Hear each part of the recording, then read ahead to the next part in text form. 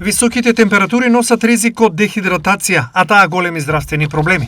Лекарите велат дека на почетокот телото не прави разлика помеѓу 35 и 37 степени, но секој нареден ден разликата е осетлива и станува опасно по здравјето. Високите температури може да предизвикат стрес врз организмот, заради тоа може да страда респираторен, кардиоваскуларен, цереброваскуларен систем кај пациентите. Дехидратацијата е опасна и таа не предизвикува само жет, туку и други симптоми. Симптомите на дехидратација најчесто е сува уста, силно изразена жет, може да дојде до слабост, вртоглавица, замор, малаксаност, дури и до промена на бојата на урината. Во вакви услови тешко се конзумира храна, а организмот е бавен. Во летниот период се препорачува користење на лесна храна и тоа да бидат помалку обруци, но да бидат почести, да се користи зеленчук и овошје кој што ќе содржи многу вода, како на пример лубеница, диња, да се пие доволна количина на течности и вода. За оние што работат на вакви температури, ризикот е уште поголем. Најмногу може да бидат засегнати кардиоваскуларниот систем заради тоа што наглите промени на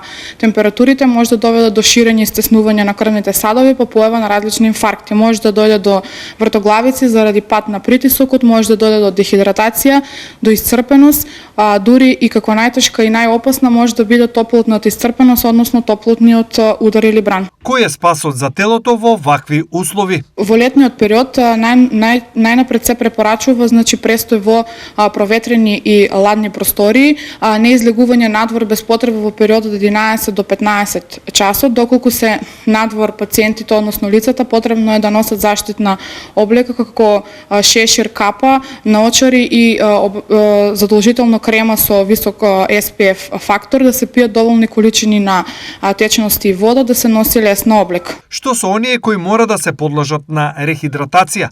Дали решение е само водата? Во летниот период се препорачува внес на вода, заради тоа што водата ги помага во регулирањето на телесна температура, помага во надокнадување на тоа што е изгубено преку потење, кој подобрува функционирањето на сите органи во човечкиот организам. Но особен ризик се постарите лица, кај кои сензорите за жет не функционираат најдобро. Постарите лица, чувствителноста на рецепторите за топлина и ладно се променети, односно намалени, тие помалку се потат и помалку имаат чувство на жет, заради тоа можат и почесто да дехидрираат. Викендов многу работа и за Штипската брза помош. 250 граѓани побарале медицинска помош, од кои 208 биле амбулантски, а 42 прегледи на терен. Претежно се интервенирало поради покачен крвен притисок, сончаница и кардиоваскуларни проблеми.